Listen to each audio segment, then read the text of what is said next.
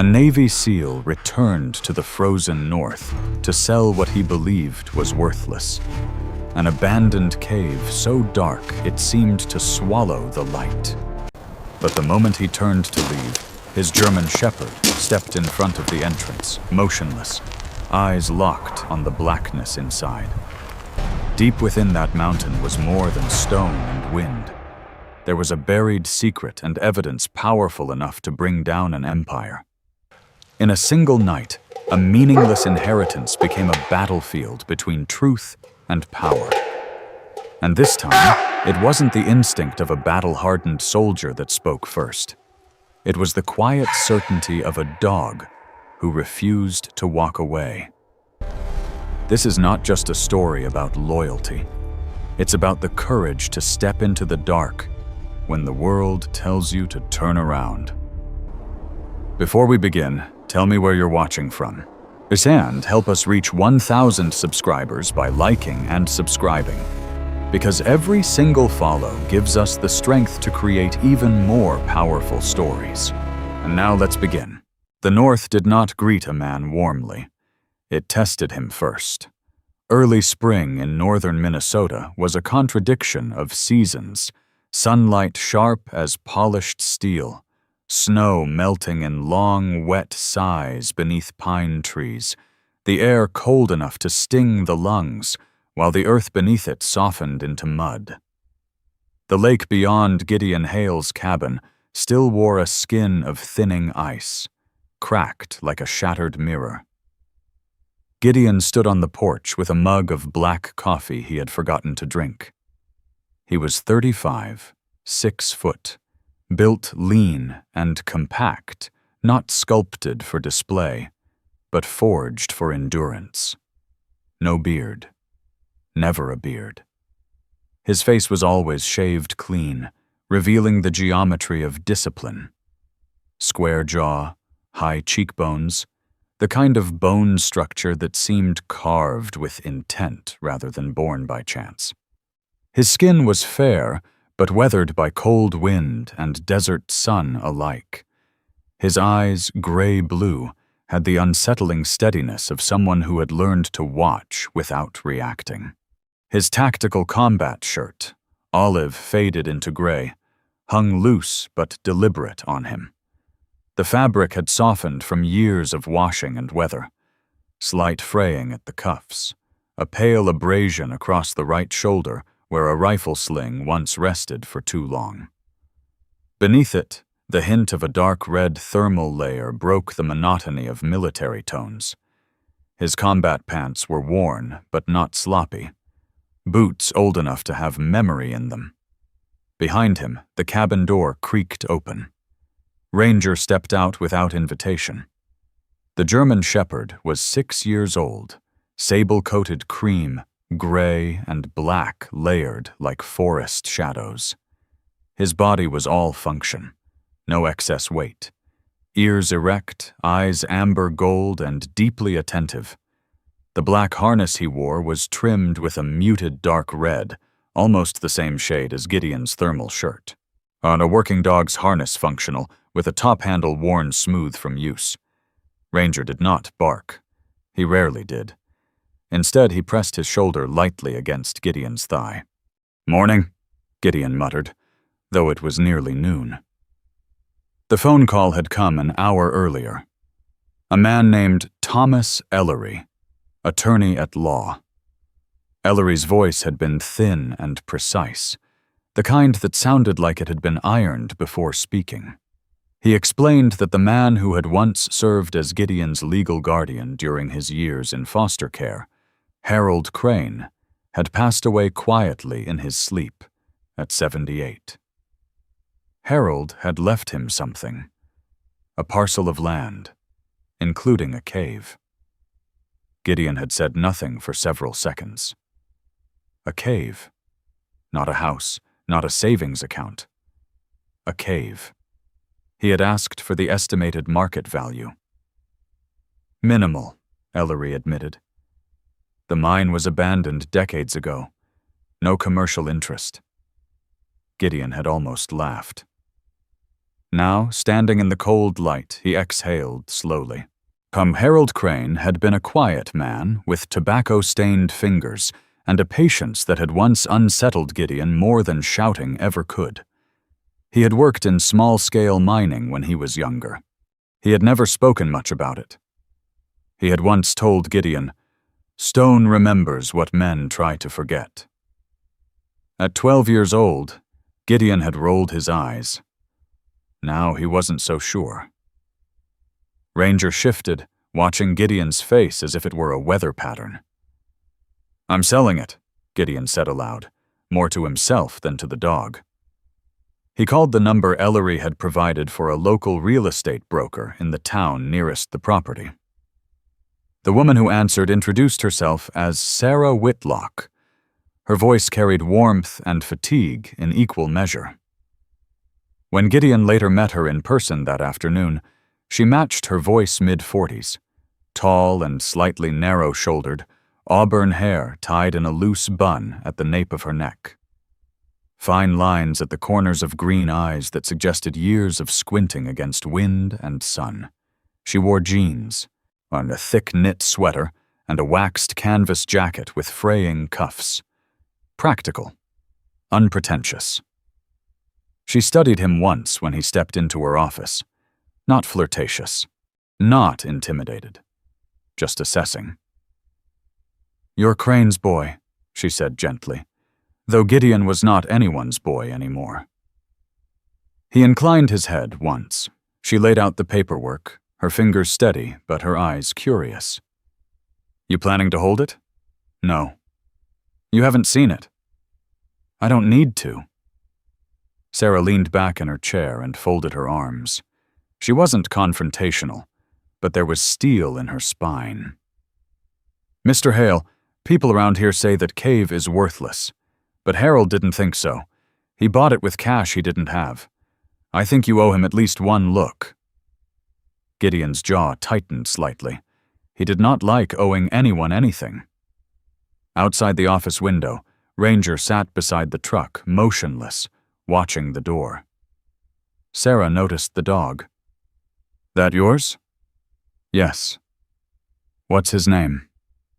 "Ranger." She nodded, approving. "He looks like he knows things." Gideon allowed the faintest curve of humor at the corner of his mouth. "He does." Sarah slid the paperwork back toward him instead of forward. "Drive up tomorrow," she said. 40 minutes north. If you still want to sell after that, I'll list it." Gideon did not answer immediately. He felt the old reflex, the instinct to cut unnecessary variables, to eliminate sentiment, to move forward efficiently. But Harold Crane's voice echoed faintly in memory. Stone remembers. He signed nothing. "I'll look at it," he said finally.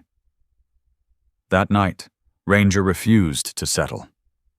He paced the cabin in small, deliberate circles, not anxious, focused. At one point, he stopped beside the kitchen counter where the folded topographical map lay. He lowered his head and inhaled deeply at one corner of the paper.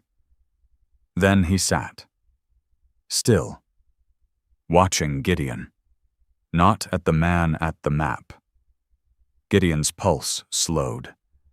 Ranger had been trained in search and rescue before tactical operations. He responded to scent, to disturbance, to unseen currents in air, but paper held no scent of cave. And yet the dog's posture shifted ears forward, body angled toward the north-facing window, as if something out there was breathing. Gideon rose slowly and walked to the window. The forest beyond the lake was silent. No headlights, no movement, only pine trees and a sky beginning to cloud. "Easy," he murmured. But Ranger did not relax. He did not bark. He simply stood guard facing north. The direction of the cave. And Gideon, who had not felt curiosity in months, felt it then sharp and unwelcome. He slept lightly that night. The next morning they drove. The truck moved along narrow county roads bordered by thawing fields and stands of birch and pine. The sun was bright, but carried no warmth. Gideon's thoughts remained measured. He had spent most of his adult life making decisions under fire. This was not that. This was paperwork, real estate, closure. And yet his hands on the steering wheel were tighter than necessary. Ranger sat upright in the passenger seat, head forward, eyes alert. As they turned onto the final gravel road, marked only by a weathered wooden post, the dog's muscles visibly engaged. The property boundary came into view. A rusted metal sign half fallen, Harold Crane's name faintly visible. Beyond it, the land rose gently toward a dark opening at the base of a limestone ridge. The cave. No dramatic shadows, no cinematic mist, just a mouth of stone carved by time. Gideon cut the engine. The silence afterward felt thick. He stepped out, boots crunching over gravel and patches of thawing frost. The air smelled of damp earth and mineral cold. Ranger exited without command, scanning. They approached slowly. The cave entrance was larger than expected, wide enough for two men to walk side by side, and streaks of old mineral runoff marked the walls in pale lines. Gideon paused 10 feet from the opening. He felt something, not fear, not danger, awareness, as if the earth itself had weight beyond geology. He turned slightly, surveying the perimeter. No tire tracks, no recent disturbance that he could see from here. Ranger moved ahead 3 paces, then stopped. His ears snapped forward, his head tilted slightly to the right. He did not growl. He listened. Gideon held still. The wind shifted faintly. There it was. Not wind, not water. A sound so small it could have been imagined. A break in rhythm. A breath that did not belong to stone. Gideon's body shifted without conscious thought. Shoulders squared. Weight forward. "Ranger," he said quietly. The dog's stance changed from alert to focused. There was someone inside.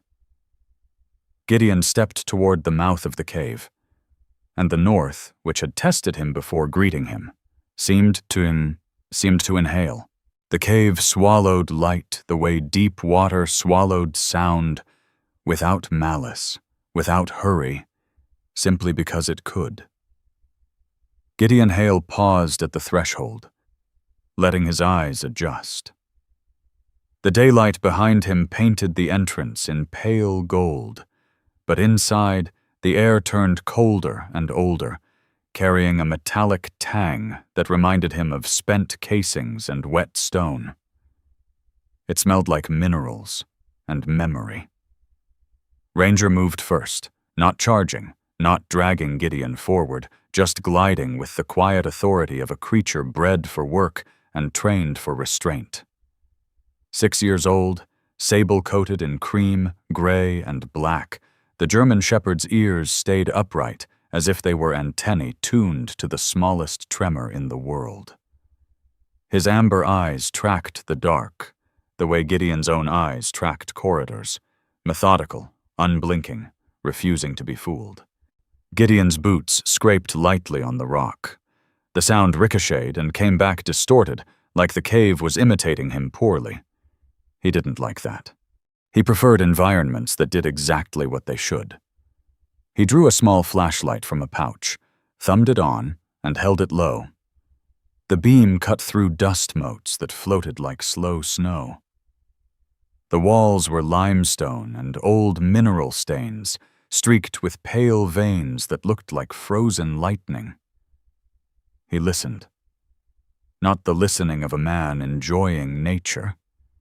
The listening of a man who had learned that silence could be a trap.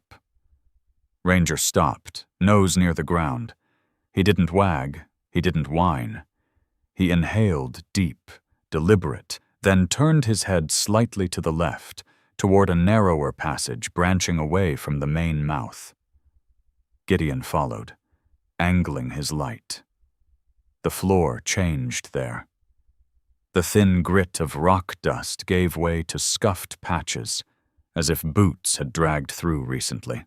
That's not fresh mud, this was too dry for that. But the kind of disturbance that told him someone had been careful and still failed to erase everything. He crouched, ran 2 fingers across a faint mark, then lifted them to the light. Gray powder. Warmth would have melted snow here if it had been carried in. But it was colder the deeper they went. "Ranger," he murmured, less a command than a check-in. The dog moved again, shoulders rolling in a smooth prowl. The black harness with muted dark red trim hugged his frame snugly, the top handle worn smooth from use. Gideon had gripped that handle in other places with sirens, rotors, shouting places where a dog and a man had to become one decision. This was different. Here, the cave pressed in, close enough to feel like a hand. A bend opened into a shallow chamber. Gideon swept the light across it and stopped. A crumpled tarp lay folded in the corner, not random debris, but deliberate shelter. And a dented metal cup sat beside a flattened cardboard box. A cluster of food cans, labels torn away, stacked with care. A small battery pack, a coil of paracord. Human life reduced to its simplest, most stubborn ingredients. Gideon felt an odd tightness behind his ribs. Not pity. Not exactly. Recognition, maybe. The way a soldier recognized another soldier's fieldcraft. Whoever lived here had been trained by fear. Ranger padded forward and froze. His head lifted. His breathing slowed. His whole posture changed into a stillness so complete it felt like a held breath. Gideon followed the dog's gaze. The flashlight beam landed on a shape that was not stone. A man sat in the shadowed recess of the chamber, knees drawn up, back pressed to the wall like he could dissolve into it. He was in his early 40s, maybe 42, but hard living had carved years into him. His build was lean and drawn, shoulders bony beneath a heavy jacket. His hair brown once, now dulled, was shaggy at the sides. It trimmed unevenly as if cut with impatience. A few days' stubble darkened his jaw, patchy in places where stress had thinned it. His eyes were wide and dark, reflecting the flashlight like an animal caught too suddenly. He held a knife. Not a hunter's confident blade. A shaking one. The kind of weapon meant to keep panic from spilling over. "Don't," the man rasped, voice hoarse from cold air and too many swallowed words. "Don't come closer." Gideon's hand did not reach for his own weapon. He had one, of course, habit and regulation, but he kept both hands visible instead, palms low, body angled so he didn't look like a charging threat. "I'm not here to hurt you," Gideon said. The man's gaze flicked to Ranger. His grip tightened on the knife. Terror made people stupid, but this man's fear had been trained into sharpness. "That dog," he started, then stopped. His throat bobbed as he swallowed. Ranger did something Gideon had not expected. He sat. Right there on the stone, squarely in the line of sight, ears forward, eyes steady. No growl, no teeth. A posture that said, "I see you. I will not chase you. But I will not leave." It was a working dog's calm, the kind that spoke louder than aggression. The man's breathing shuddered, then eased by a fraction. Gideon stayed where he was. He let silence do some of the work. "What's your name?" he asked. The man's eyes narrowed. "Why?" "So I don't have to call you the guy with the knife." A faint, involuntary twitch tugged at the man's mouth, almost a laugh, almost a sob. He looked away quickly. ashamed to have felt anything human. "Marcus," he said at last. "Marcus Rowan." Gideon nodded once. "Gideon." Marcus's eyes snapped back. "Gideon." He hesitated, searching Gideon's face as if digging through a pile of half-burned papers. You're Crane's kid." The words landed heavier than Gideon expected. Harold Crane had been gone only days, and yet hearing his name in the cave made it feel like the old man had left fingerprints on the stone. "How do you know that?" Gideon asked. Marcus swallowed. His knife lowered a little, not fully, but enough to show he was listening rather than striking. "Because Crane was part of this place, before it got forgotten, before people decided it was worthless." Gideon's pulse remained steady. His mind, however, sharpened. "You've been living here." Marcus gave a short nod. "Hiding." "From who?" Marcus's gaze slid toward the darker tunnel behind him, like the answer lived down there. "From the kind of people who make other people disappear and then call it an accident." Gideon had heard that tone before. Not melodrama, not exaggeration. The flat, controlled voice of someone who had learned that speaking too loudly invited punishment. Marcus shifted, and Gideon saw his hands, raw knuckles, cracked skin, the faint tremor of exhaustion. A man who hadn't slept deeply in weeks. "You're not a drifter," Gideon said, more statement than question. Marcus's jaw clenched. "I'm an engineer, geological. I used to work for Whitmore Mining." The name carried local gravity, even if Gideon had never met the people behind it. Companies like that became gods in small towns. People worshipped them because they fed families. People feared them because they could stop. Marcus's eyes hardened with something like shame. "I didn't start out trying to be a hero," he said. "I started out trying to pay my mortgage." Gideon didn't respond with sympathy. He let Marcus speak. "I found documents," Marcus continued, voice still low, still careful. "Survey reports that didn't match what we were filing. Waste logs altered, land use maps redrawn.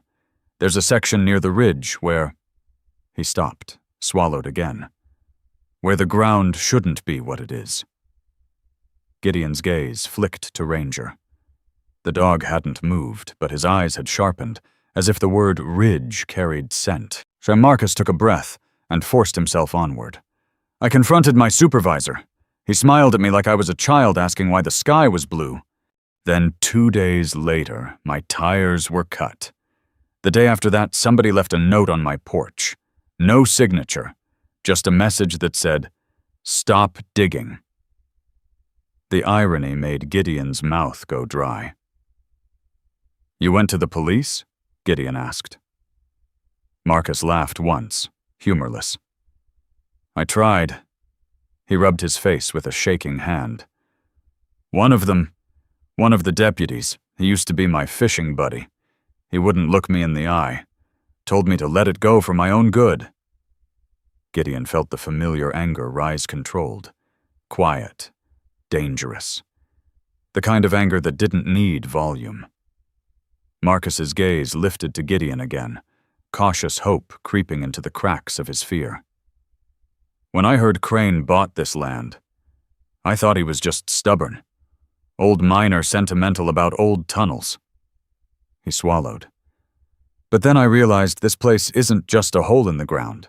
It's a blind spot. No one comes here. No one cares." Gideon's thoughts moved quickly, assembling a picture. Harold Crane buying a worthless cave with cash he didn't have, leaving it to Gideon.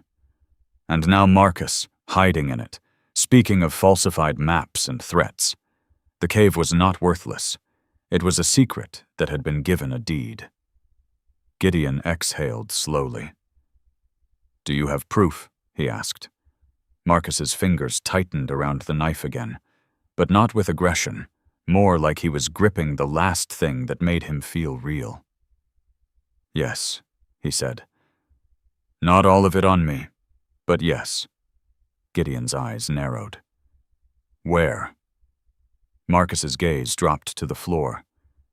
Somewhere dry. Somewhere, even if they find me, they won't find everything. Gideon could respect that. He shifted his weight, careful not to step forward too suddenly. Listen to me, he said. I didn't come here looking for you. I came because I inherited this place, and I was going to sell it. Marcus stared at him, disbelief flickering. Gideon continued, voice steady. But you're here now, which means I have a decision to make. Marcus's throat bobbed. Please, he said. The word scraped raw. I don't want to die in a cave. I don't want to die at all. I just... He stopped, eyes flashing with a grief he couldn't name. I just wanted to do the right thing once. Something in Gideon's chest loosened and tightened all at once. He thought of Harold Crane's quiet hands, the way the old man had looked at him when Gideon was 14 and furious at the world. Stone remembers what men try to forget. Gideon looked at Ranger. The dog's eyes met his, steady, unreadable, faithful. There was no judgment there, only presence. Only that strange animal certainty that said, "This matters." Gideon spoke again, choosing each word like a step on thin ice. Put the knife down, he said. Not because I'm a threat, because I'm not leaving you alone in here. Marcus's hand trembled. His gaze darted to Ranger, and then back to Gideon's face. For a long moment he looked like a man deciding whether belief was more dangerous than fear. Then, slowly, Marcus set the knife on the stone beside him. The sound it made, metal tapping rock, echoed softly, like a bell rung in a place that rarely heard truth. As Marcus's fingers released the knife, Ranger rose from his sit with quiet grace and took a single step forward close enough to bridge distance, far enough to respect it. Marcus flinched anyway. Ranger stopped instantly, then did something almost unnervingly gentle. He lowered his head and nudged the aeronaut Marcus's hand, not his knee, just the space between them, as if testing whether trust had a scent. Marcus's face tightened. His eyes glistened, and Gideon realized the man wasn't just afraid of being killed. He was afraid of being seen. Marcus whispered, barely audible. He acts like he knows me. Gideon felt a chill that had nothing to do with the cave. Ranger did not behave like this with strangers. Not usually. Not unless there was something familiar in the air, something tied to old paths, old searches, old grief. For a heartbeat, Gideon imagined the cave as a courtroom, and the dog as its witness, silent, incorruptible, unable to be bribed. A creature that remembered not by story, but by scent and instinct. And Gideon, who had built his life on evidence and angles and extraction routes, found himself wondering if justice sometimes arrived on 4 paws. The thought did not make him softer. It made him sharper. Gideon kept his voice level. How long have you been here? Marcus blinked, wiping at his face with the heel of his hand as if ashamed of moisture. Long enough that my body doesn't know what day it is, he said. 2 weeks, maybe 3. Food? I ration. Water? Marcus pointed toward a narrow crack in the wall, where a slow drip gathered in a small, carved depression. That, he said, and snowmelt when I can catch it near the mouth. Gideon's eyes flicked to the crack, then back to Marcus. You can't stay, he said. Marcus's jaw tightened. I can't leave. Then we figure out a third option, Gideon replied. A dry, almost hysterical laugh escaped Marcus. You sound like you've never been trapped before. Gideon didn't smile. I have. He didn't add, trapped isn't always a physical thing. Ranger moved to the side of the chamber and sniffed the scattered supplies. He nosed a torn label. He checked the tarp. He circled once, then returned to Gideon's flank as if reporting. Nothing immediately dangerous, but the situation is thin. Gideon's mind ran logistics. He had no cell signal this deep. He wasn't sure about the stability of the cave beyond what he could see. He had a vehicle outside, a broker who expected him back, and an entire legal mess he had walked into with the arrogance of a man who thought paperwork couldn't bleed. He looked at Marcus. You said Whitmore Mining, Gideon said. What exactly did you find? Marcus hesitated, then reached into his jacket slowly, careful to keep movements non-threatening. He pulled out a sealed plastic sleeve, water-spotted but intact. Inside was a folded photocopy of a map and a page of typed text with highlighted sections. Even in dim light, Gideon could see the markings, revised land boundaries, annotations, a block of numbers that looked like coordinates. Marcus held it out with 2 fingers, like offering a relic. I kept one piece on me, he said, in case I didn't get a chance to tell anyone. Gideon took it carefully, the way he would take a fragile detonator or a newborn animal. He angled his flashlight. The paper wasn't proof of murder, but it was proof of lying. And lying, Gideon knew, was often the first blood in the snow. He folded the sleeve and handed it back. We're going to get you out, he said, voice low. Not today, not like this, but soon. Marcus stared at him as if Gideon had offered him a language he had forgotten. Why? He asked. Gideon's eyes drifted briefly, uninvited, toward the cave wall. Toward the weight of stone that Harold Crane had once loved enough to buy. Then he looked at Ranger, who stood steady at his side, the embodiment of loyalty that didn't require explanations. Because somebody tried to make you disappear, Gideon said, and I don't like unfinished stories. Marcus's shoulders sagged, relief and dread mixing into one trembling exhale. The cave remained silent around them, but the silence felt different now, not empty. Occupied. Gideon turned his flashlight toward the passageway back to the entrance. Can you walk? He asked. Marcus nodded, though his legs shook as he unfolded himself from the rock. Ranger moved closer, ready not to attack, but to steady the moment if it fell. Gideon led them toward the mouth of the cave, and toward the strip of daylight that waited like a thin promise. He didn't know yet what the cave truly held, but he knew what it had already done. It had handed him a human life when he had come looking for a signature line.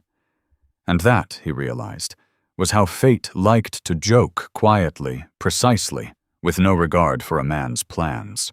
They did not leave the cave immediately. Gideon had learned long ago that urgency could kill more efficiently than hesitation. He motioned Marcus to sit again, though not in the same hollow where fear had pinned him. Closer to the mouth now, closer to light. The air near the entrance felt thinner, edged with the scent of thawing earth and pine sap drifting in from outside. It was still cold, but it carried movement. Inside the deeper chamber, the cold had been stagnant, like a held breath. Marcus moved stiffly, legs unsteady from weeks of confinement. Up close, Gideon could see how hunger had carved at him. His cheekbones were sharper than they should have been. His eyes, dark brown, almost black in the dimness, had the glassy sheen of a man who slept in fragments and trusted nothing longer than a minute. Ranger stayed between them at first. Not in hostility, but in alignment. The dog's presence was deliberate, like a bridge no one had asked for, but both needed. You said they might find you, Gideon said quietly. How? Marcus ran a hand through his uneven hair, fingers trembling from cold and fatigue. Because I made a mistake. He let out a long breath, and with it the practiced composure he had been clinging to. I sent an email, he said. Gideon's jaw tightened slightly.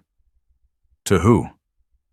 A federal contact, someone who used to do contract audits for mining compliance. His name is Daniel Ortiz. Marcus swallowed before continuing. I encrypted what I could, attached partial scans. Not everything. I thought if something happened to me, at least the information would reach someone outside the county. Gideon didn't interrupt. But Whitmore Mining has internal IT teams monitoring outgoing communication, Marcus went on. I underestimated how fast they'd trace anomalies. They couldn't break the encryption fully, but they traced the origin tower. He looked toward the cave wall, as if the limestone might respond. I shut off my phone right after. Drove north, paid cash for gas, ditched the car near a logging road. But I had to leave the cave twice for supplies. Small town. Cameras everywhere now. Even in places that pretend they still live in 1998. Gideon pictured it clearly. Grainy footage, a license plate, a pattern forming under someone else's watchful eye.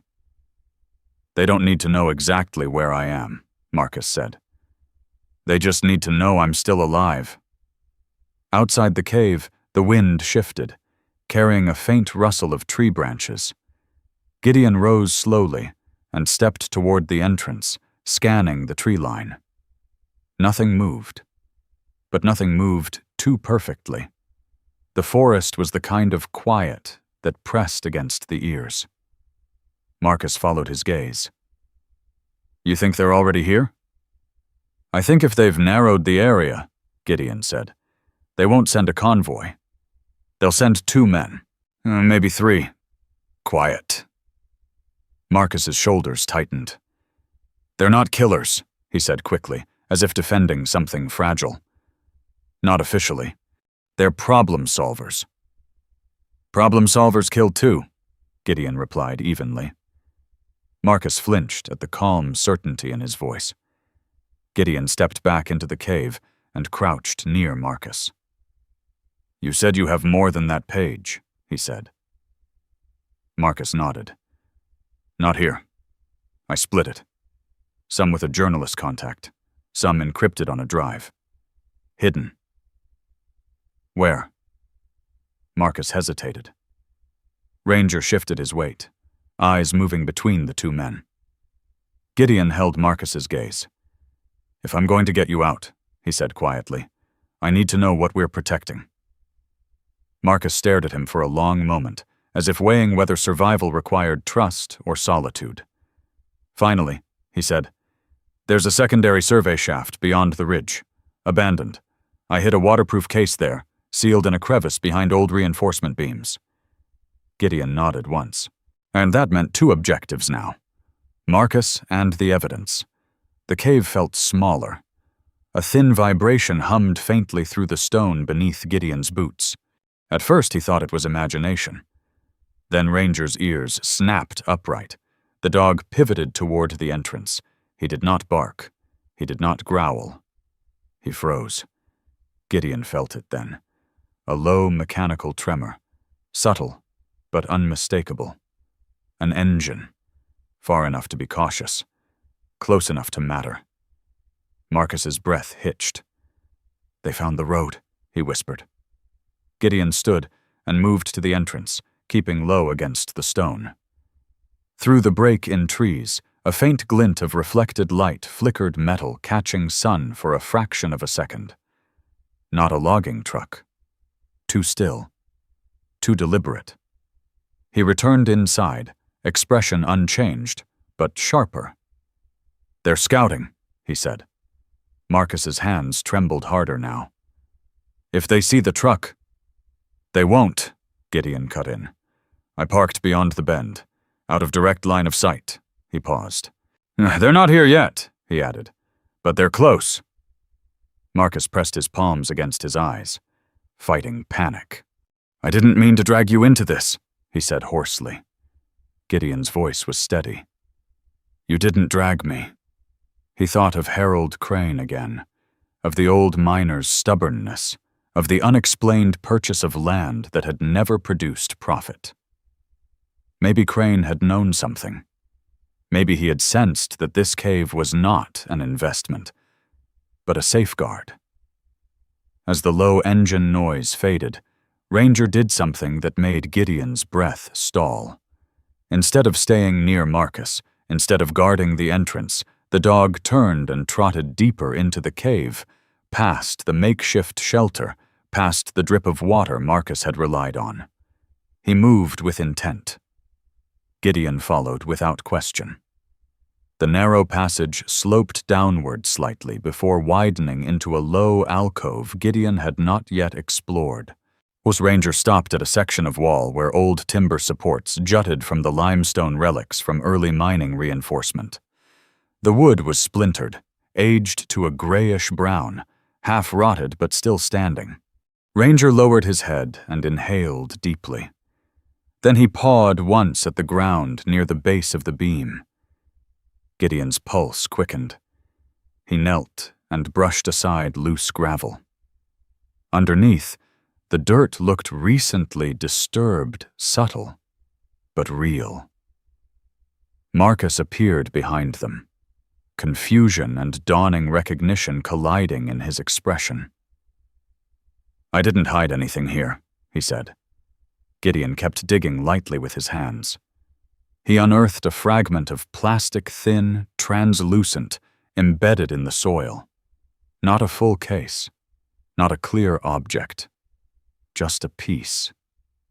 Ranger sat back on his haunches, watching the earth as if expecting it to speak. Marcus's voice dropped to a whisper. That's not mine. For a moment, Gideon felt something colder than the cave air. If Marcus hadn't hidden anything here, then someone else had. The implication lingered like frost on skin. Gideon covered the fragment back with dirt deliberately. Not panic. Not reaction, information. He rose slowly and met Marcus's eyes. You're not the only one using this place, he said. The words settled heavily between them.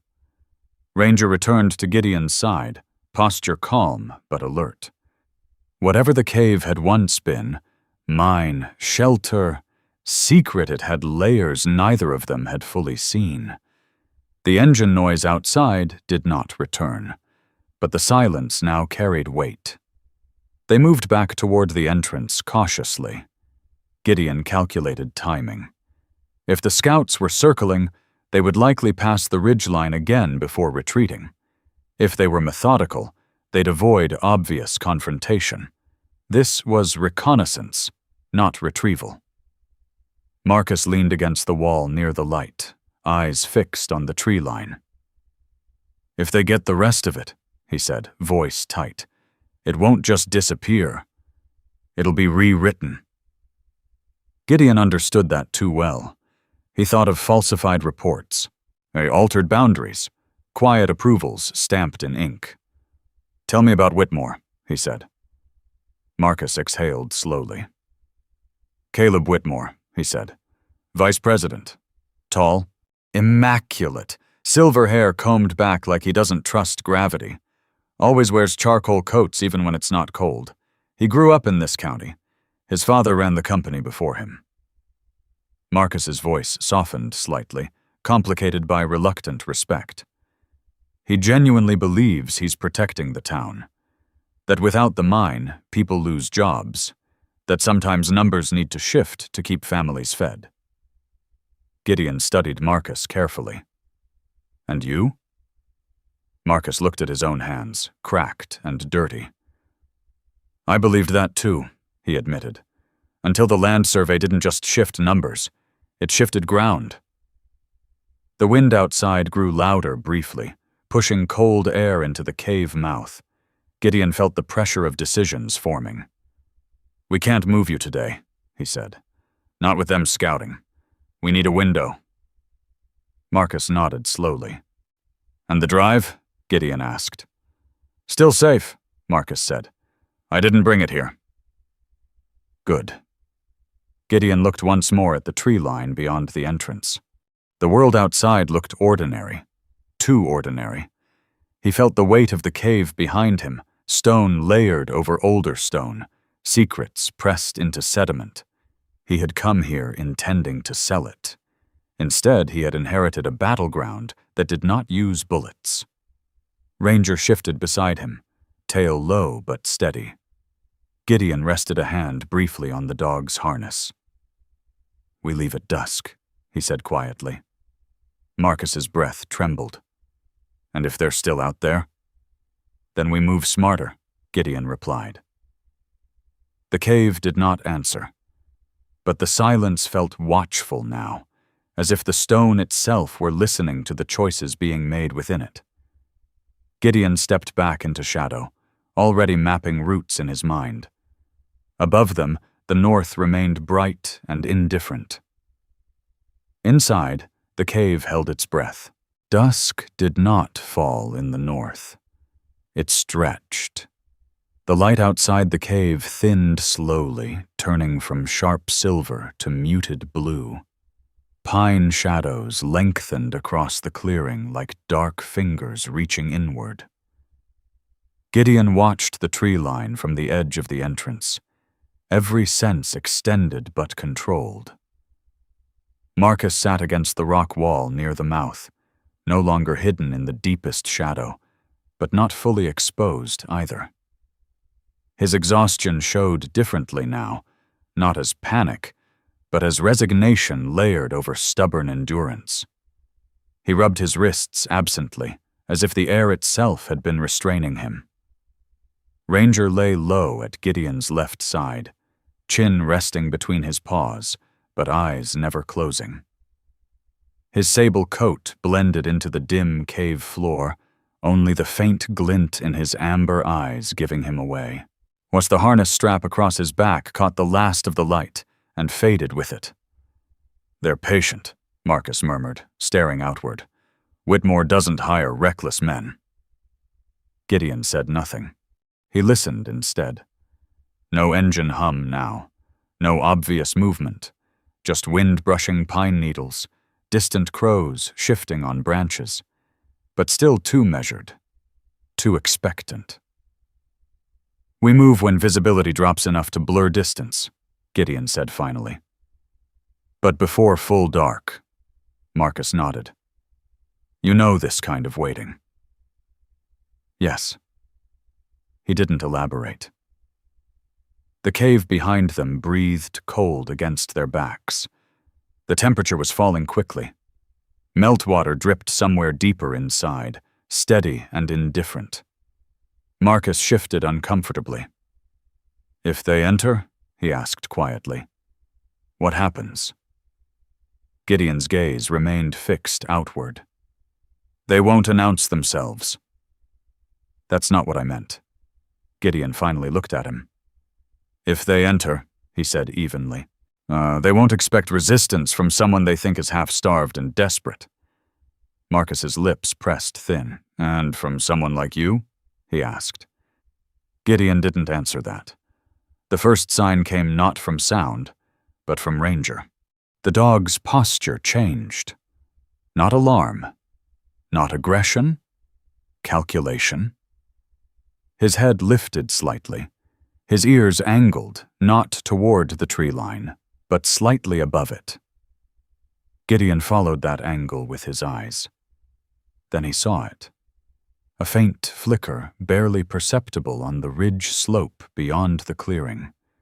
Not a full beam, just a quick flash of reflected light, as if someone had adjusted binoculars or a scope too quickly. Marcus stiffened. "They're closer than I thought," he whispered. Gideon's jaw tightened. "Inside," he said softly. They retreated 2 steps deeper into the cave, keeping a visual line to the entrance but reducing their silhouette. The air felt denser now, and then the forest made a mistake. A branch snapped, not loud, not careless, but wrong. Ranger rose silently, muscles tightening beneath his coat. 2 figures emerged at the edge of the clearing, They moved with deliberate calm, men trained not in combat necessarily, but in quiet retrieval. Dark jackets, neutral colors. No obvious insignia. One taller, broad-shouldered, with a thick neck and shaved head that caught what little light remained. The other leaner, with a short beard trimmed close along a sharp jawline. He carried himself with an accountant's posture measured, efficient, emotionally absent. They didn't rush the cave. They studied it. Gideon lowered his voice to a whisper. They're assessing. Marcus's breathing grew shallow. The taller man stepped forward first, boots crunching softly on gravel. He scanned the entrance, eyes calculating angles and shadow depth. His face was impassive, not cruel, not expressive.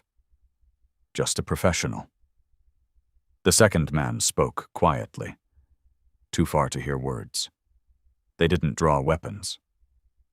That told Gideon something. They wanted confirmation first. They approached the mouth of the cave slowly. Ranger did not growl. He waited. Gideon shifted his stance, body angled slightly, weight balanced. The taller man stepped into the cave's outer threshold. "Marcus!" he called evenly. His voice carried calm authority. Not shouting, not threatening, just claiming. Marcus flinched visibly. The second man remained outside, scanning perimeter lines. His gaze swept the tree line, then the rock wall above the entrance. "Marcus Rowan," the taller man continued, "you're making this more complicated than it needs to be." Gideon remained just out of full view, shadow partially concealing him. Marcus's fingers curled against the rock. "You don't have to live like this," the man said. "We can talk." Gideon's pulse slowed rather than quickened. They were trying to coax, not force. Yet. The taller man took another step inward. That was when Ranger moved. Not with sound. Not with bark. He stepped into the narrow beam of fading light, placing himself between Marcus and the man. And the movement was precise and controlled. The man stopped immediately. His eyes dropped to the dog. "That's new," he said quietly. Gideon stepped forward just enough for his outline to register. The man's gaze rose, met Gideon's eyes. There was a flicker of recalculation. "Didn't expect company," he said. "Private property," Gideon replied calmly. The second man stepped just inside the entrance now, positioning slightly behind his partner. The air tightened. "No one's here to escalate," the taller man said. "We're here to ensure Mr. Rowan's safety." Marcus let out a short, broken laugh from behind Ranger. "That's rich," he muttered. Gideon held the man's gaze. "If you were concerned about his safety," he said evenly, "you wouldn't be approaching him in the dark." The taller man studied him carefully. "Who are you?" he asked. "Owner." A pause. The second man shifted slightly, boots scraping stone. And then the cave answered. What a low cracking sound rippled through the ceiling above them. Subtle, but unmistakable. Everyone froze. The thaw. Water had been seeping into fractures for weeks. Freeze and thaw cycles stressed old support beams. The taller man glanced upward instinctively. Wrong move. Ranger lunged not to bite, but to drive. He surged forward in a burst of force, body slamming into the man's legs with controlled power. Not attack displacement. The man stumbled backward out of the cave mouth just as a section of weakened limestone broke loose. The collapse wasn't catastrophic, but it was violent enough. Rock slammed down between the entrance and the chamber, sending a burst of dust and stone shards outward. A support beam cracked and snapped, one end splintering against the ground. The second man leapt backward, dragging his partner clear. Gideon grabbed Marcus by the collar and yanked him deeper into the cave as debris sprayed inward. The sound was thunderous in confined space. Dust filled the air. A ranger retreated immediately to Gideon's side. The entrance was partially blocked, now jagged stone, and fallen timber narrowing the opening by half. Silence followed, broken only by settling gravel. Outside, one of the men coughed violently. "Back off!" the second man snapped. They stumbled several paces away from the entrance. The taller man regained his footing, brushing dust from his jacket. He looked shaken, but not broken. He stared at the collapse with narrowed eyes. "That was predictable," he muttered. Gideon studied the new terrain quickly. The main entrance was compromised, but not sealed. More importantly, it had created obstruction. A choke point. Marcus's voice trembled beside him. "Did they do that?" "No," Gideon said quietly. "The mountain did." Outside, the two men conferred briefly in low tones. They were not equipped for excavation. They had come for retrieval, not rescue. The taller man looked back toward the cave. His eyes met Gideon's across the debris. "Enjoy the evening," he called evenly. Then he turned. Both men retreated toward the tree line. Their footsteps faded. Only wind remained. Dust still hung thick in the air when Ranger did something unexpected. Instead of focusing on the partially blocked entrance, instead of guarding the direction the men had fled, he turned sharply toward the interior wall, toward the deeper darkness beyond Marcus's former shelter. He stepped forward cautiously and lowered his nose to the ground. Then he gave a low, uncertain huff. Not alarm. Recognition. Gideon's spine tightened. The collapse had shifted more than stone. Small pebbles rolled from somewhere farther inside the cave, somewhere that had not been touched by the falling rock, as if something else had moved. Marcus's eyes widened. "There's no one else," he whispered. But Ranger did not retreat. He stared into the deeper passage, ears angled, muscles coiled, not toward threat from outside, but from within. For a long moment, the cave felt less like shelter and more like a layered archive of decisions made long before either of them arrived. Then the sound stopped. The stillness returned. Ranger relaxed by degrees, though his gaze lingered. Gideon exhaled slowly. The cave had intervened, and in doing so, it had changed the terrain of everything. Marcus slid down the wall until he was sitting again, shaking from adrenaline rather than cold. "They'll come back," he said quietly. "Yes," Gideon agreed. "But not tonight." The collapse had spooked them. It introduced variables they hadn't calculated. Gideon stepped toward the narrowed entrance, assessing structural integrity. They could still pass through single file. The debris provided partial concealment. "It bought us time," he said. Marcus looked at him with something that wasn't quite relief. "What are you thinking?" he asked. Gideon's mind was already mapping. "They expected compliance," he said. "They didn't expect interference. But now they know you're not alone." Marcus swallowed. "That makes it worse." "Not necessarily." Ranger returned to Gideon's side, posture alert but steady. Gideon rested a hand briefly on the harness. "The collapse changes the equation," he said quietly. Marcus looked toward the dark interior, then back toward the blocked mouth. "For better?" he asked. Gideon didn't answer immediately. He studied the jagged stone, the fractured beam, the dust settling in faint golden streaks. "For different," he said at last. The cave had tested them, and for the moment it had chosen not to bury them.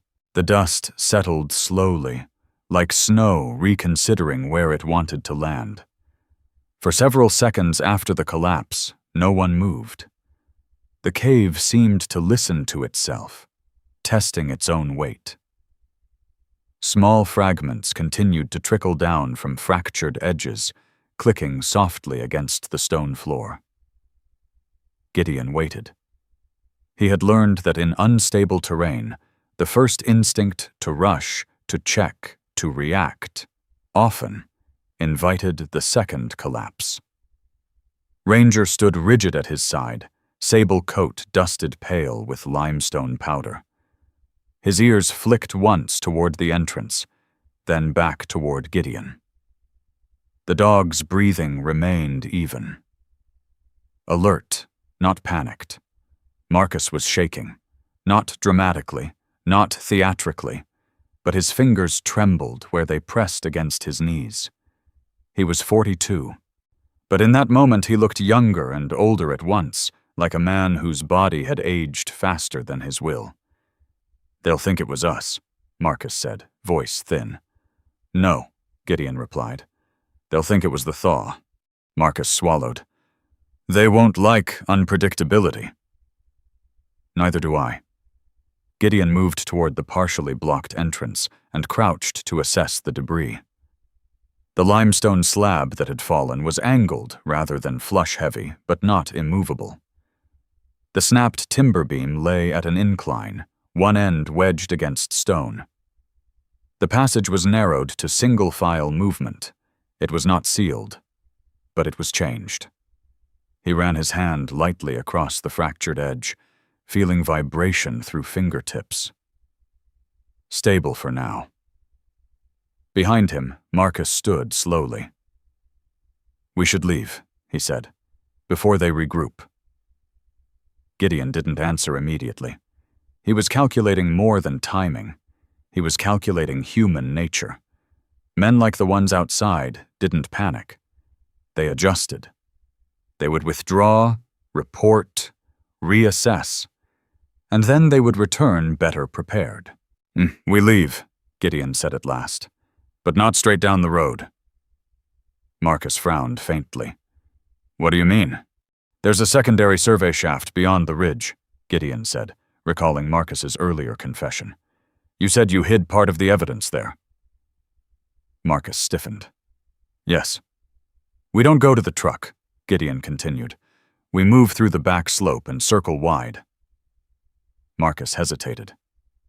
"That terrain is unstable," he said. "Old supports. Partial cave-ins." Gideon stood and faced him fully. "So is this one," he replied. Marcus met his eyes. There was fear there, but also something else now. Decision. Gideon glanced at Ranger. The dog shifted closer, ready. They began moving deeper into the cave, toward the passage that sloped subtly downward before bending left.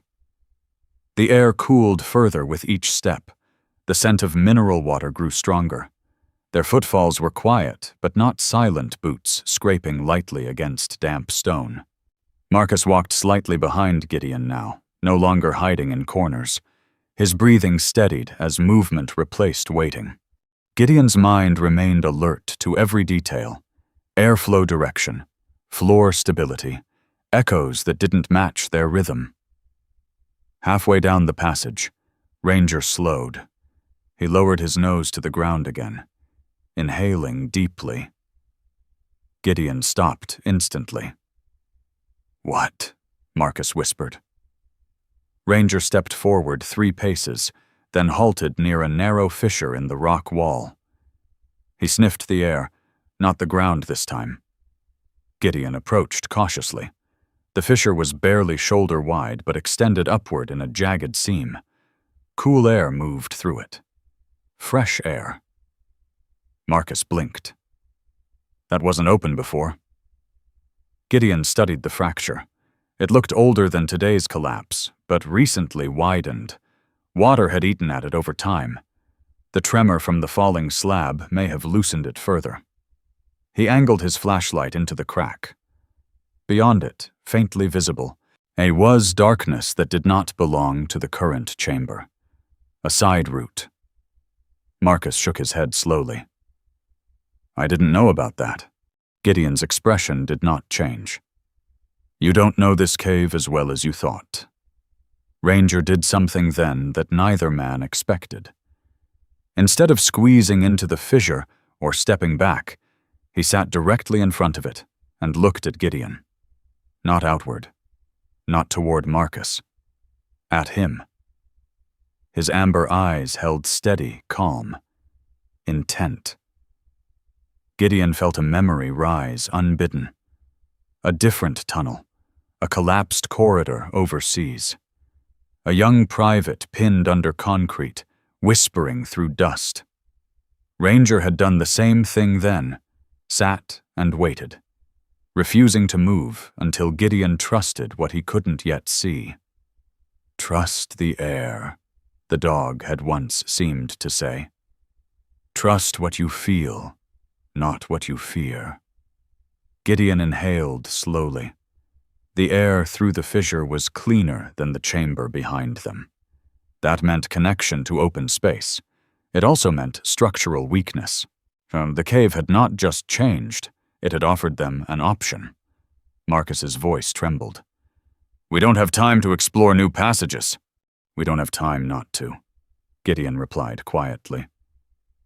The dog did not blink. The silence pressed. Then Gideon nodded once. We check it. They moved carefully. Gideon went first, angling his shoulders to slip through the crack. The stone scraped lightly against his tactical shirt, catching on a frayed cuff. The red thermal beneath flashed briefly in the dim light, before disappearing into shadow. Ranger followed smoothly, harness brushing rock but not snagging. Marcus hesitated, then squeezed through, breath shallow. On the other side, the space widened unexpectedly into a lower tunnel that sloped upward at a gradual incline. The floor was uneven, but dry. Gideon swept his light across old tool marks in the rock primitive chisel lines from decades past. This connects to the old reinforcement corridor, Marcus whispered, recognition dawning. Miners used to test secondary seams there. Gideon nodded. And from there? He asked. Marcus swallowed. There's an exit vent near the ridge. Large enough? For airflow, Marcus said. Maybe for a man. Gideon's mind adjusted instantly. The main entrance was compromised and likely monitored soon. This was an unknown route. Unknown meant risk. Unknown also meant opportunity. They moved upward slowly. The incline forced Marcus to brace against the wall occasionally. His legs were weaker than he admitted. You good? Gideon asked without turning. Marcus nodded. I can walk. Ranger glanced back at him once, as if verifying the statement. Halfway up the tunnel, a distant rumble vibrated faintly through the stone. Not collapse. Engine. Closer this time. Gideon stopped. They're back, Marcus whispered. Probably, Gideon agreed. But they weren't at the main entrance now. They were beneath the ridge. The rumble faded, then returned in a different direction. They were repositioning. Gideon felt a brief surge of satisfaction. They expected the original approach. They would not anticipate this route so quickly. The tunnel narrowed again near the top. Light, very faint, filtered down through a small opening above. The exit vent. Gideon examined it carefully. It was not designed for human passage, but erosion had widened it. He removed his gloves and tested the rock edge. It crumbled slightly beneath pressure. Help me, he said.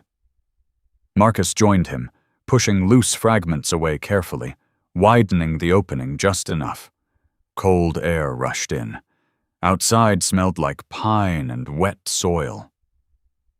Ranger stood below, eyes fixed upward, waiting. Gideon climbed first, gripping natural handholds carved by time. His boots found stable purchase. He pulled himself through the opening and rolled onto damp ground. The ridgeline was sparse, low brush. Thin trees. patches of exposed rock.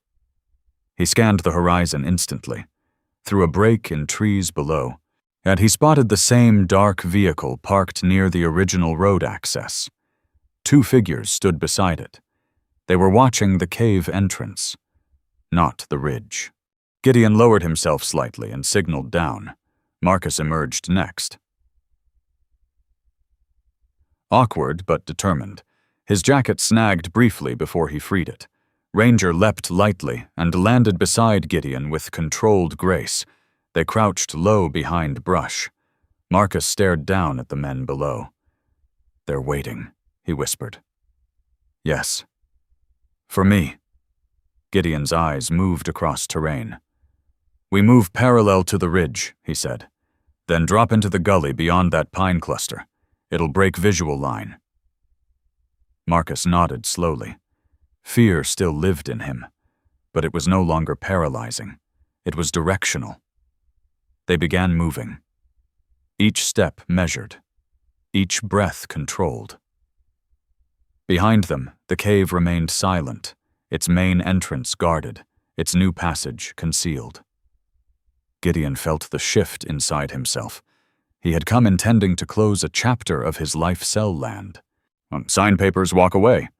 Instead, he was maneuvering through terrain not as a soldier, but as a guardian of something fragile. He glanced at Ranger briefly.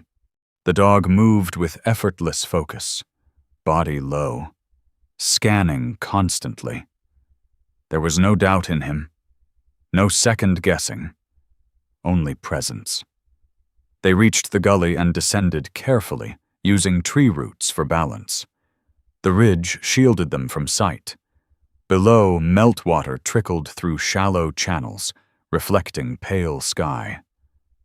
Marcus stumbled once, but regained footing quickly. They paused beneath dense pine cover. From here, the dark vehicle was no longer visible. Marcus exhaled shakily.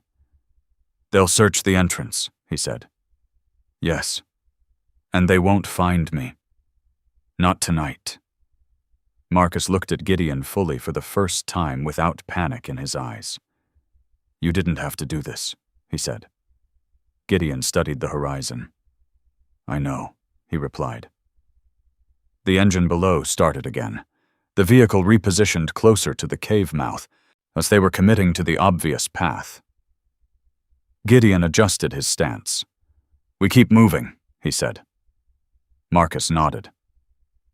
Ranger stepped forward, already anticipating the direction. Behind them, the ridge held its silence. The collapse had altered the front door. The mountain had opened another. And for now, that was enough. They moved for nearly an hour beneath the shelter of pine and ridge shadow before Gideon allowed them to slow. The northern forest at night did not feel empty. It felt observant. Snowmelt slid quietly through shallow cuts in the earth. Wind threaded through evergreen branches with a low, whispering persistence. The sky had deepened into indigo, the last smear of light fading behind the tree line. Marcus walked beside him now instead of behind. Not because he was less afraid, because he understood fear differently. The gully had curved west before bending south again, giving them distance from the cave's direct approach. Gideon knew the land was open pasture beyond the tree line further down, so he kept them within cover as long as possible. Ranger moved slightly ahead, sable coat nearly dissolving into shadow. His gait was fluid, and deliberate, no wasted movement. 6 years old and still carrying the discipline of structured training, yet softened by something deeper now. Intuition. His ears pivoted constantly, triangulating sound with quiet efficiency. Marcus broke the silence first. "There's a service road up ahead," he said quietly. "It runs behind the ridge. Logging trucks use it seasonally." "Monitored?" Gideon asked. "Not officially." "Unofficially." Marcus hesitated. "Whitmore owns most of the access easements," he admitted. Gideon nodded once. Ownership did not always mean control, but it often meant influence. They reached the edge of the service road just as headlights flared in the distance. Gideon motioned Marcus down immediately. They crouched low behind brush. The vehicle approaching was not the dark retrieval SUV from earlier. This one was cleaner, white, corporate. It moved slowly, not searching arriving. The truck stopped near a bend where the ridgeline dipped. The engine cut. A man stepped out. Even from a distance, his posture carried authority that did not need to announce itself. Caleb Whitmore. Marcus's breath caught. "You're sure?" Gideon asked quietly. Marcus nodded once, jaw tight. Caleb Whitmore stood tall, mid-50s, silver hair combed back with meticulous precision. Even in field conditions, he wore a tailored charcoal coat over a dark sweater, collar sharp, cuffs immaculate. He moved like a man who expected the ground to respect him. He surveyed the ridge calmly, not hurried, not frantic, just calculating. Another man stepped from the driver's side, a younger assistant, early 30s perhaps, narrow face, pale skin, hair cropped too neatly to be accidental. His eyes darted more frequently, scanning perimeter with the nervous loyalty of someone who had risen quickly and feared falling. Whitmore said something quietly to him. The assistant nodded and retreated toward the vehicle, retrieving something from the back. Binoculars. Whitmore lifted them slowly and scanned the ridge. Gideon lowered his profile instinctively. Ranger remained still as stone. Marcus whispered, barely audible. "He doesn't get involved personally, unless it matters." Gideon studied Whitmore's silhouette. There was no visible rage, no open malice, just a man assessing damage control. "Stay down," Gideon murmured. Whitmore lowered the binoculars and began walking up the ridge path, not toward the cave entrance, but toward elevation, toward the vantage point they had recently used. Gideon felt a slow tightening in his chest. He wasn't chasing. He was verifying. Marcus's hands trembled again. "He'll think I ran," he whispered. "Good," Gideon replied quietly. Whitmore reached a flat outcropping halfway up the ridge and paused. He stood there, looking outward, not directly at the cave now, but at the forest, at possibility, at roots. Gideon watched the man's face through a narrow gap in brush. Up close, Whitmore's features were composed, but not cold. Lines at the edges of his eyes spoke of long years making hard choices. His jaw was firm, clean-shaven, and set in habitual restraint. There was conviction there. That made him more dangerous. The assistant climbed up behind him. "Sir," the younger man said softly, voice carrying faintly on the wind. "Structural assessment indicates partial collapse at the primary access." Whitmore nodded once. "Stability?" he asked. "Temporary. We'd need equipment to clear it safely." Whitmore exhaled slowly. "And Rowan?" "Unconfirmed." Whitmore's gaze shifted subtly toward the tree line. "Alive," he said quietly. The certainty in his voice made Marcus stiffen. "How does he know?" Marcus whispered. Gideon did not answer. Whitmore continued scanning for a moment longer before speaking again. "He's not reckless," Whitmore said to his assistant. "He's frightened. That makes him cautious." The assistant shifted uneasily. "And if he reaches outside counsel?" Whitmore lowered the binoculars. "He won't," he said calmly, "because he doesn't trust anyone." Marcus flinched as if struck. Gideon felt something shift inside him then. Whitmore was not guessing. He was profiling, and he was accurate. Ranger's head tilted slightly, not toward Whitmore, not toward the assistant, but toward Gideon. For a brief, suspended second, the world narrowed to that gaze. Amber eyes steady, Not alerting, not warning, anchoring. Gideon felt the weight of the moment settle into him. Whitmore believed Marcus trusted no one. He believed isolation was Marcus's weakness. Gideon understood something then that Whitmore did not. Trust, once given, did not fracture easily. Ranger did not calculate loyalty. He lived it. And in that simple, unwavering presence, Gideon felt the outline of a different strategy forming. Not based on fear, not based on flight, but on exposure. He looked back at Whitmore. The mountain may belong to him, Gideon thought, but the truth does not. The thought settled quietly. Not as bravado, as resolve. Whitmore turned at last and began descending the ridge. The assistant followed closely. They returned to the white truck. Before entering, Whitmore paused and glanced once more toward the forest. His expression did not change, but something in his posture hardened, just slightly. Then he got in. The engine started. The truck rolled away slowly, headlights cutting through early night. Marcus exhaled shakily. "He'll escalate," he said. "Yes," Gideon agreed. "He won't stop." "I know." Marcus's voice cracked. "I never wanted to fight him," he whispered. "He helped fund the school my sister teaches at. He rebuilt the old bridge after the flood. He's not a villain." Gideon studied the dark road where the truck had disappeared. "Most men aren't," he said quietly. Ranger rose and began moving again, sensing shift in tension. But they remained crouched for several minutes after the truck vanished, ensuring no secondary surveillance lingered. Then Gideon stood. "We go now," he said. "To the survey shaft?" Marcus asked. "Yes." Marcus nodded.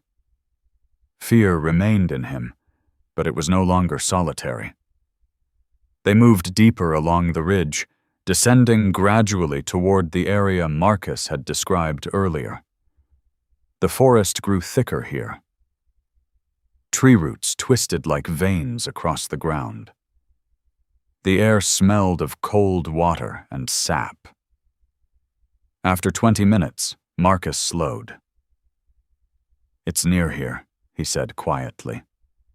Gideon signaled halt. Ranger began scanning ground scent. Marcus stepped carefully toward a cluster of fallen timber beams partially buried beneath brush.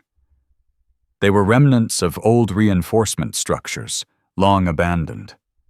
He knelt and began clearing debris with shaking hands.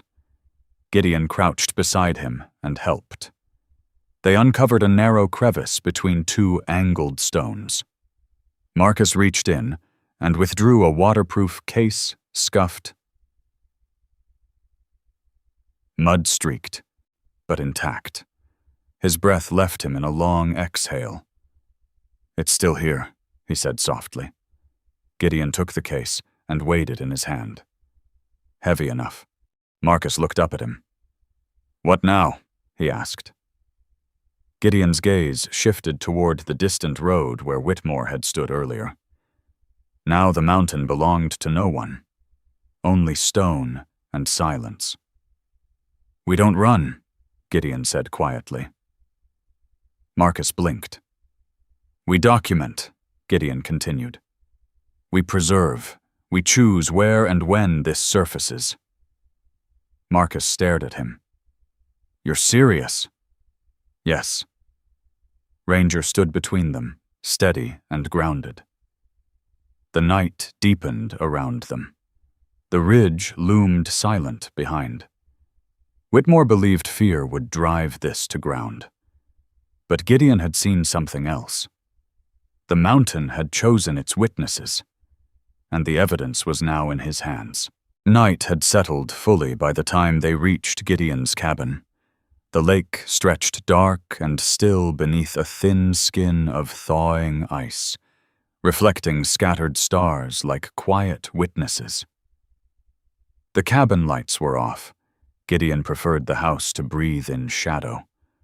No glow to announce presence, no silhouette framed in windows, just timber, pine, and cold air layered with the scent of wet earth. Marcus paused on the porch before stepping inside, eyes scanning the perimeter instinctively. Weeks in hiding had reshaped his posture. He moved like a man who expected interruption, shoulders slightly drawn, gaze never resting too long in one place. Ranger entered first, sable coat dim against the wooden floor, amber eyes sweeping corners, confirming absence of threat before lowering his tail and shifting from guard to companion.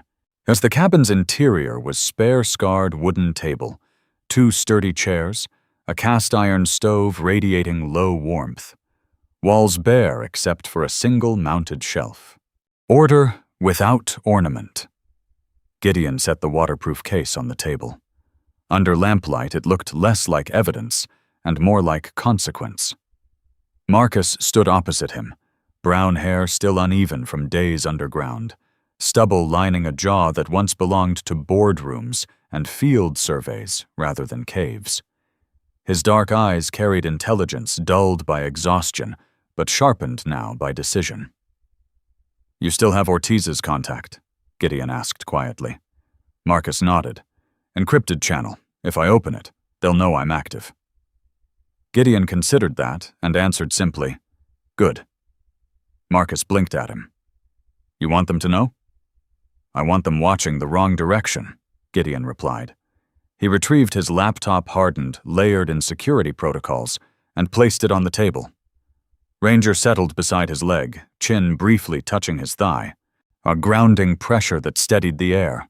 Marcus opened the case and revealed the drive, the sealed documents, the secondary flash drive taped beneath the lid. "Groundwater contamination. Illegal boundary expansion," he said softly. "The overlays don't match filed reports."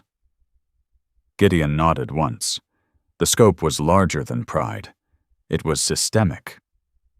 "You don't control what truth does," Gideon said. "Only whether you release it." Marcus inhaled deeply, as if bracing for a dive into cold water. "Then we release it."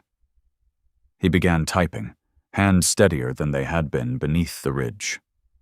The encrypted route to Special Agent Daniel Ortiz activated slowly, lines of code moving across the screen. Gideon monitored traffic, rerouting signals through layered connections.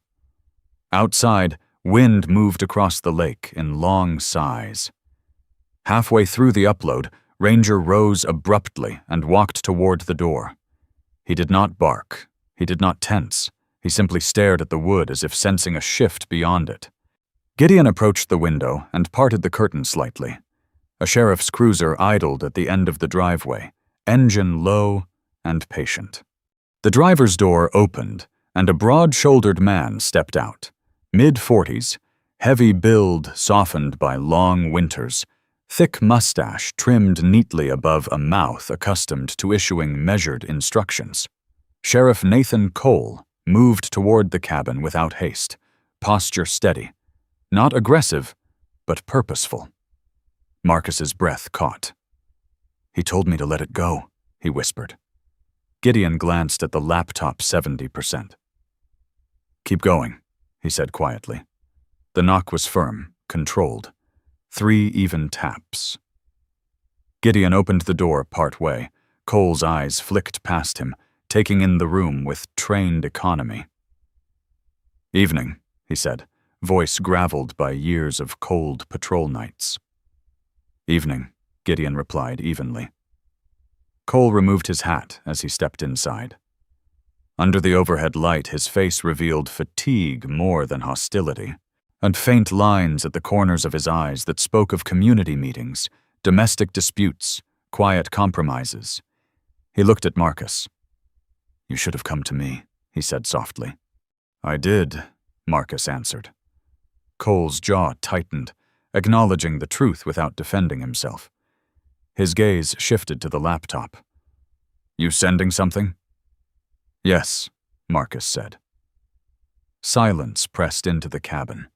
Thick, but not explosive. "You know what happens if that goes public," Cole murmured. "Yes. And if it doesn't?"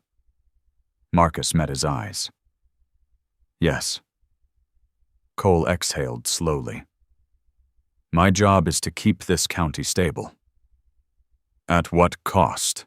Marcus asked. Cole's gaze sharpened briefly. "At the cost of collapse." The word lingered in the room like dust. Then Ranger stepped forward, calm, deliberate. He approached Cole and stopped just within reach, looking up without challenge. Cole hesitated, then lowered his hand instinctively. Ranger leaned lightly into his leg. Cole's composure fractured by degrees. Something softened in his eyes. "I had a shepherd once," he said quietly. "Lost him during a winter rescue my first year on patrol. Best partner I ever had." He swallowed. "They don't lie." The statement hung between them. Gideon watched closely. Cole straightened slowly and looked at Marcus again. "You're sending it anyway?" "Yes." Cole nodded once. "I won't stop you," he said. "I won't protect lies." He paused at the doorway. "But when this breaks, it breaks everything." Gideon met his gaze without flinching. "Sometimes it has to." Cole studied him, then stepped into the night. The cruiser engine started and rolled away down the drive. The upload reached completion seconds later. 100%. Marcus stared at the screen as if expecting it to reverse. "It's done," he whispered. Gideon closed the laptop slowly, deliberate as sealing a door. Outside, the mountain remained silent, indifferent to human decisions. The lake held the stars steady. Ranger returned to Gideon's side and sat, posture relaxed now, yet duty fulfilled. Marcus leaned back in the chair, tension draining from his shoulders, not in relief, but in inevitability. There would be consequences. Legal, economic, personal. Caleb Whitmore would respond. The town would fracture along fault lines no one wanted to see. But the truth had moved beyond the ridge, beyond the cave, beyond the mountain's shadow. Gideon stepped onto the porch and looked toward the dark outline of trees in the distance. He had come north intending to sign away inherited land, to reduce memory to paperwork. Instead, he had become custodian of something heavier than property. Behind him, Marcus sat in quiet disbelief, a man who had finally chosen action over fear. Ranger stood beside Gideon, sable fur barely visible against night, eyes steady on the horizon. The North did not cheer or condemn. It simply remained. The mountain had held its secrets long enough. Tonight, it had chosen to release one, and nothing that followed would be the same. In the end, the greatest miracle in this story was not the cave, not the hidden evidence, not even the collapse that changed everything. The miracle was quieter than that. It was the moment one man chose truth over fear. It was the loyalty of a dog who never questioned what was right. It was the unexpected mercy of a sheriff who decided not to stand in the way of justice. Sometimes God does not part seas or send fire from heaven.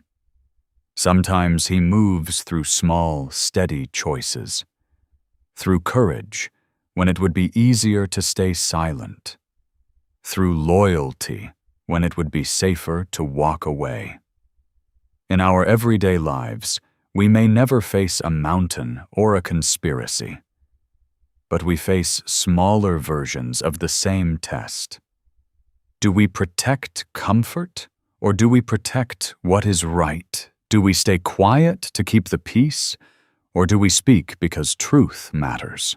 And if this story touched you, carry that courage into your own life. Share this message with someone who needs hope. Leave a comment and tell us what moment stayed with you. Subscribe to the channel so we can continue walking these journeys of faith, loyalty, and redemption together. May God bless you. May He protect your home. May He guide your decisions. And when your own mountain tests you, may He give you the strength to stand.